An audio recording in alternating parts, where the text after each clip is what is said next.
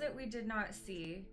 It is easy to lay the blame on the charismatic Kil'jaeden, or the weak Ner'zhul, or the power-hungry Gul'dan for our fall.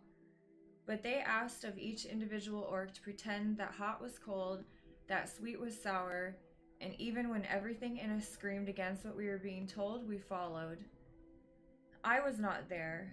I cannot say why. Perhaps I, too, would have obeyed like a whipped cur. Perhaps the fear was so great, or the respect for our leaders so ingrained. Perhaps. Or perhaps I, like my father and others, would start to see the flaws. I would like to think so. Blackhand looked out from under his bushy eyebrows, frowning. He always looked like he was frowning, perhaps because he almost always was. I do not know about this, Gul'dan, he rumbled. His oversized hand went to the hilt of his sword, fondling it in an uneasy gesture. When Gul'dan had asked to meet with Blackhand a fortnight ago, and to bring his most promising shaman, but to tell no one of what they were to be doing, he had agreed. Blackhand had always liked Gul'dan better than Ner'zhul, although he was not sure why. When Gul'dan sat down with him over a lavish meal and explained the current situation, Blackhand was very glad he had come. Now he knew why he liked Gul'dan so much. The former apprentice, now master, was like Blackhand himself. He had no use for ideals, only practicalities, and power. Good food, lavish armor, and bloodshed were things both orcs craved. Blackhand was chieftain of the Blackrock orcs. He could rise no higher, at least not until now. When the clans were separate, the greatest glory was to lead one's clan. But now they were working together. Now Blackhand could see the glint of greed in Gul'dan's small eyes. He could almost smell the hunger wafting off the orc, a hunger he shared. Ner'zhul is an honored and valued advisor, Gul'dan said as he chewed dried fruit, extending a claw to pick a chunk where it had gotten lodged between his teeth. He has great wisdom, but it has been decided that I would be a better choice to lead the orcs from this point on. Blackhand grinned savagely. Ner'zhul was nowhere to be seen. And a wise leader surrounds himself with trusted allies, Gul'dan continued. Those who are strong and obedient, who will fulfill their obligations, and who for their loyalty will be held in high regard and richly rewarded. Blackhand had begun to bridle at the description obedient, but was mollified when Gul'dan mentioned high regard and richly rewarded. He glanced over at the 8 shaman he had brought to Gul'dan. They were sitting huddled over a second fire some distance away, being attended by Gul'dan's servants. They looked wretchedly unhappy and were conveniently out of earshot. Blackhand said, "You asked for the shaman. I assume you know what is happening with them." Gul'dan sighed and reached for a talbuk leg. He bit deeply into it, the juices running down his face. He wiped his jutting jaw, absently chewed, swallowed, and answered, "Yes, I have heard. The elements are no longer obeying them." Blackhand watched him intently. "Some are beginning to mutter that it is because of what we are doing is wrong. Do you think that?" Blackhand shrugged his massive shoulders. "I do not know what to think. This is all new territory. The ancestors say one thing, but the elements won't come." He was harboring a growing suspicion about the ancestors as well, but held his tongue. Blackhand knew that many thought him a fool. He preferred to let them think he was nothing more than a strong arm and a powerful sword. It gave him distinct advantages. Gul'dan perused him now, and Blackhand wondered if the new spiritual leader of the orcs had sensed there was more to the orc leader than met the eye. "We are a proud race," Gul'dan said. "It is sometimes painful to admit that we do not know everything. Kil'jaeden and the entities he leads. Ah, Black Hand, the mysteries they harbor, the power they wield, power they are willing to share with us. Gul'dan's eyes sparkled now with excitement. Black Hand's own heart began to race. Gul'dan leaned forward and continued to speak in an awed whisper. We are as ignorant children before them. Even you, even I. But they are willing to teach us. Share with us some of their power. Power that is not dependent upon the whim of the spirits of air, earth, fire, and water. Gul'dan made a dismissive gesture. Power such as that is feeble. It is not reliable. It can desert you in the middle of a battle and leave you helpless. Black Hand's face hardened. He had witnessed this very thing and had taken all the strength of his warriors to snatch victory when the shaman had begun to yelp in terror that the elements were no longer working with them. I am listening, he growled softly. Imagine what you could do if you led a group of shaman who controlled the source of their powers instead of begging and scraping for it.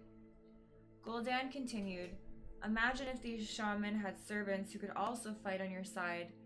Servants who could, say, send your enemies fleeing helplessly in terror, suck their magic dry as the insects in the summer suck blood, distract them so that their attention was not on battle. Black Hand lifted a bushy eyebrow. I can imagine success under those conditions, success almost every time. Gul'dan nodded, grinning. Exactly.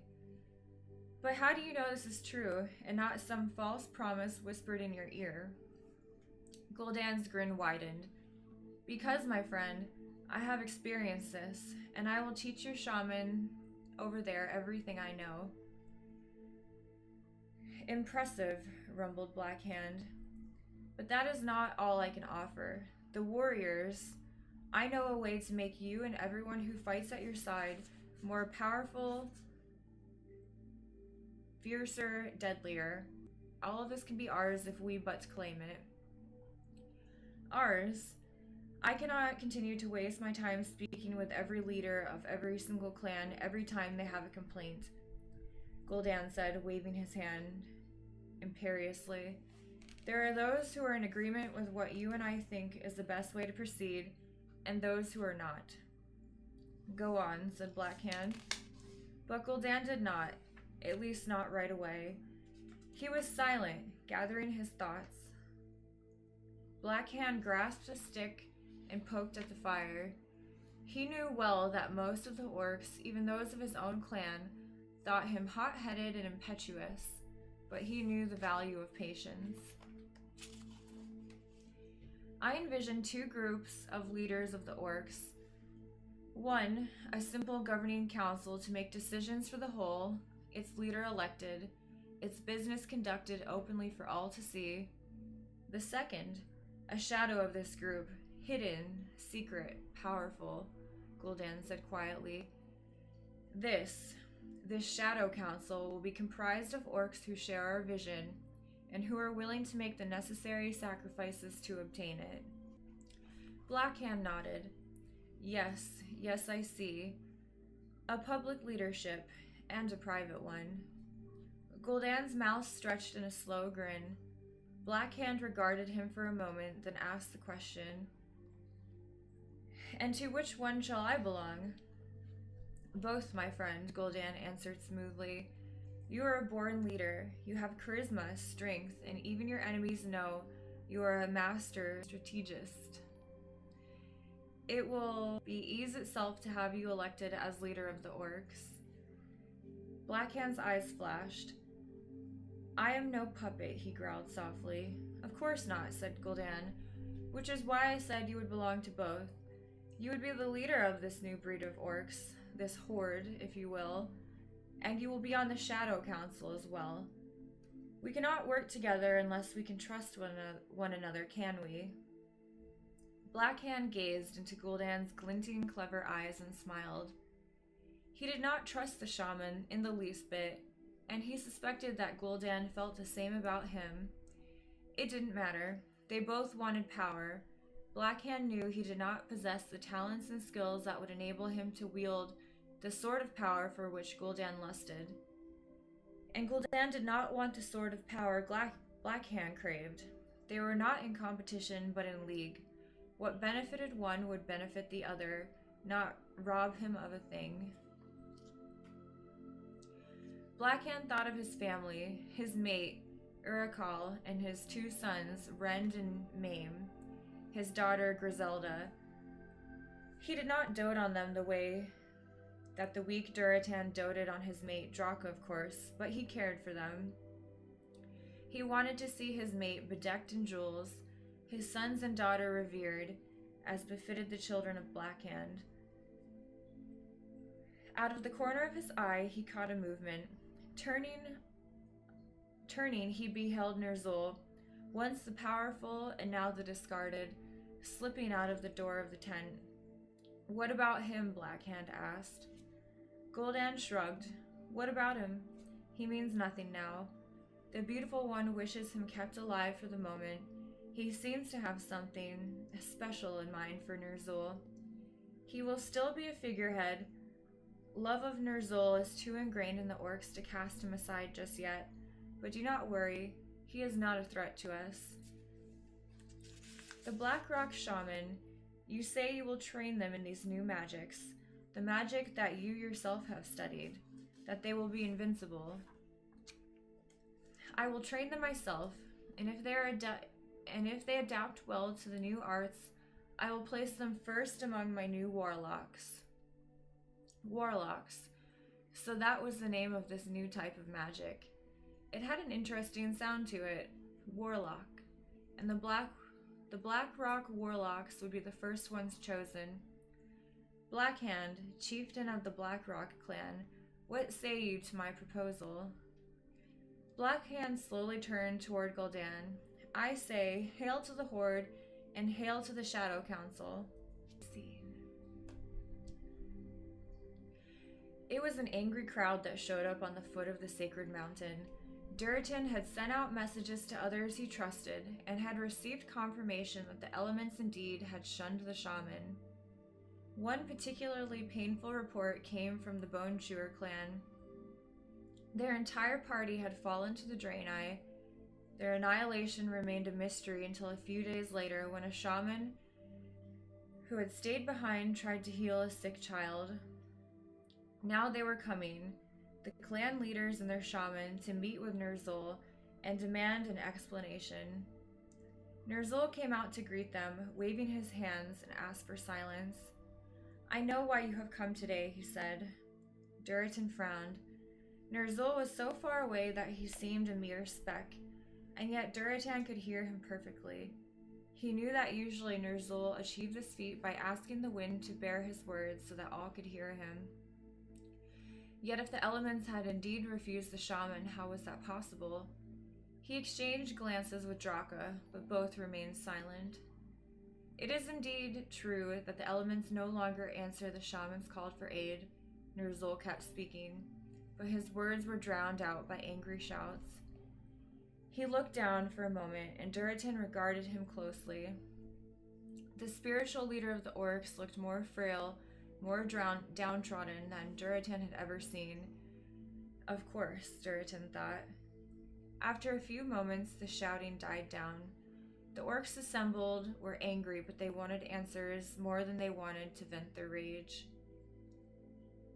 "Some of you have, upon discovering this, leaped to a conclusion that what we are doing is wrong, but that is incorrect. What we are doing is achieving power the likes of which we have never seen. My apprentice, the noble Gul'dan, has studied these powers. I will let him answer any questions you have." Ner'zhul turned, and leaning heavily on his staff, stepped aside. Gul'dan bowed deeply to his master. Ner'zhul did not seem to notice. He stood, his eyes closed, looking old and frail.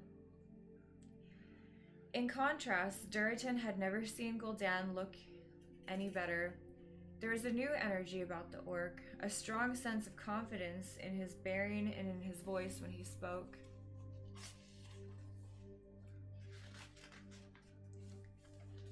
"What I am about to tell you may be hard for you to accept, but I have faith that my people are not close-minded when it comes to ways to better themselves.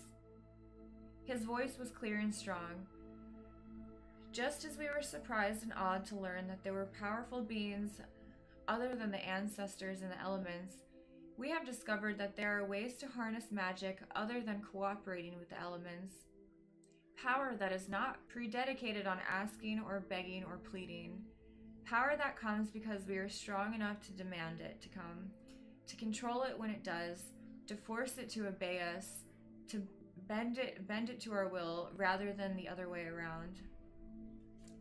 Gul'dan paused to let this sink in, looking around at the gathered orcs. Duritan glanced at Drekthar. "Is this possible?" he asked his friend. Drekthar shrugged helplessly. He looked completely startled at Gul'dan's words. "I have no idea," he said. "But I tell you, after that last battle, Duritan, the shaman were doing the work of the ancestors. How could the elements refuse us under those circumstances? And how could the ancestors allow such a thing?" His voice turned bitter as he spoke. The shock and shame was still upon him. Duritan understood that the shamans felt like a warrior who had reached confidently for his axe and found it turning to smoke in his hands.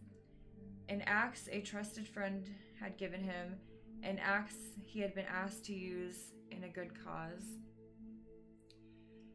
Yes, I see you understand the value of what the beautiful one who has taken us under his wing is offering." Gul'dan said nothing. He stepped back, and several shaman, dressed in some of the most beautifully tooled leather armor Duritan had ever seen, stepped forward. "They are all Blackrock orcs," Draka murmured, her brows drawing together in a frown. Duritan had noticed that too. "What they have learned," Gul'dan continued, "will be taught to every single shaman who wishes to be instructed. This I swear to you. Follow me now to the open lands where our Kosh'harg rituals have been held as far back as anyone can remember. I will have them demonstrate their formidable skills." For some reason he could not fathom, Duritan felt suddenly ill. Draka squeezed his arm reassuringly, noticing his abrupt paleness. "My mate, what is it?" she asked quietly, as along with everyone else assembled, the two moved toward the Kosh'harg festival grounds. He shook his head. "I don't know," he said in an equally soft voice. I feel as though something terrible is about to happen." Draka grunted. "I have been feeling that way for a long time now." Duritan kept his face neutral with an effort. He was responsible for the welfare of his people, and his position with Ner'zhul, and likely now Gul'dan, was already precarious. Duritan was well aware that if either shaman sought to discredit him or his clan, it would be easier than it had been in the past. With the clear focus on union, for the Frostwolf clan to be exiled or in any way cut off could spell extinction for them. Duritan did not like the direction in which things were going, but he could protest only so much. For himself, he did not care, but he could not permit his clan to suffer. And yet, his blood raced, his heart shook, his body trembled with foreboding. He said a quick prayer to the ancestors that they would continue to guide his people wisely. They reached the flat river valley that for generations had played host to the Kosh'harg festival. As his feet touched the sacred ground, Duritan felt himself relaxing slightly. Memories came back to him, and he smiled as they brushed his mind. He recalled that fateful night when he and Orgrim had both decided to fly in the face of tradition, and dared to spy on the adults as they spoke, and how disappointed both of them had been at the mundane conversations. Wiser now, he was sure that he and Orgrim, bold though they had thought themselves at the time, had likely not been the first to be so daring, nor were they likely to be the last. He recalled, too, his first real glimpse of the female who would become his life mate, hunting in these lush fields, dancing around the fire to the sound of the drums throbbing in his veins and chanting to the moon. As long as his people still had this, he thought, all would still be well with them. Heartened somewhat, he looked over at where the dancing was usually held. A small tent was erected, and he wondered what it was for. He and Draka halted a few yards away from the tent, assuming it was part of the demonstration. The others followed suit. The sun shone brightly as more and more orcs gathered. Duritan saw that most of those who had come today were clan chieftains and their shaman, so this site did not have to accommodate quite as many as it did during festival time. Gul'dan waited until everyone else was assembled before striding purposely toward the tent. The shaman trained in this mysterious new magic followed him. They all strode with confidence and pride.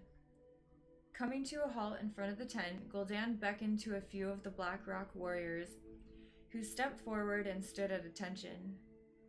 At that moment, the wind shifted. Duritan's eyes widened as the familiar scent was carried to his nostrils. Draenei. Low murmurs around him told him that he was not the only one who had caught the scent. At that moment, Gul'dan nodded to the warriors. They disappeared inside the tent for a brief moment. 8 Draenei, their hands tightly bound, emerged from the tent. Their faces were puffy and swollen from beatings. Rags had been shoved in their mouths. Blood caked on their blue skin and what little remained of their clothing. Duritan stared. When the Black Rock clan fought using the magic I'm about to share with you, their victory was so absolute that they were able to take several prisoners, Gul'dan said proudly. These prisoners will help me show you what these new magical abilities can do. Outrage flooded Duritan. Slaying a foe in armed combat was one thing. Slaughtering helpless prisoners was another. He opened his mouth, but a hand on his arm stayed his words. He glanced up angrily into Orgrim Doomhammer's cool gray eyes. He knew about this, Duritan hissed, his words for his old friend's ears alone. Keep your voice down, Orgrim hissed back, glancing to see if anyone was paying attention to them. No one was. Everyone's attention was riveted on Gul'dan and the Draenei prisoners. Yes, I knew. I was there when we captured them. It is the way of such things, Duritan. It did not used to be the way of the orcs, Duritan replied. It is now, Orgrim said. It is a sad necessity. For what it is worth, I do not believe that this will become a common practice. The goal is to slay the Draenei, not to torment them. Duritan stared at his old friend. Orgrim kept the gaze for a moment, then flushed and looked away. Duritan felt his outrage abate somewhat. At least Orgrim understood what a violation this was, even if he supported it. But what else could Orgrim have done? He was second in command to Blackhand. He was oath-bound to support his chieftain. Like Duritan, he had responsibilities to others he simply could not shirk. For the first time in his life, Duritan wished he were a mere clan member. He looked down into his mate's eyes. She stared, aghast, first at him, then at Orgrim, and then he saw the sorrow and resignation flit across her features, and she lowered her head. These beings have worth to us in this moment, Gul'dan was saying. Duritan, his body feeling heavy as lead, dragged his gaze to the shaman. We will use them to demonstrate these new powers. He nodded to the first Black Rock shaman in line, who bowed. Looking slightly nervous, the female closed her eyes and concentrated. A sound like rushing wind filled Duritan's ears. A strange pattern written in purple light appeared at her feet, encircling her. Above her head, a purple cube turned idly. Then suddenly a small, squeaking creature appeared at her feet. It captured, its eyes blazing red, its small but sharp teeth bared in what looked like a smile. Duritan heard murmurings, and some hisses of fear. Other shaman followed suit, summoning the same eerie purple circles and cubes, manifesting creatures seemingly out of thin air. Some were large, shapeless things in hues of blue and purple, hovering ominously. Other beings were fair to look upon, save for their hooved feet and bat-like wings. Some were large, some were small, and all sat or stood quietly beside those who had called them into being. Pretty little pets, to be sure, came the distinctive voice of Gromish Hellscream, dripping with sarcasm. But what do they do? Gul'dan smiled indulgently. Patience, Hellscream, he said almost condescendingly. It is a strength, not a weakness. Hellscream's brows drew together, but he stayed silent. He was as curious as anyone, Duritan assumed. Blackhand stood, smiling a little, looking like a proud father, but only he seemed unsurprised by what was unfolding here, and Duritan realized that he must have already witnessed the powers of the newly trained shaman. Witnessed and approved. One of the Draenei was cut loose from the rest and shoved forward. His hands still bound, he stumbled a few steps on his cloven feet, then stood erect. His face was impassive. Only his slowly moving tail gave any indication of stress. You can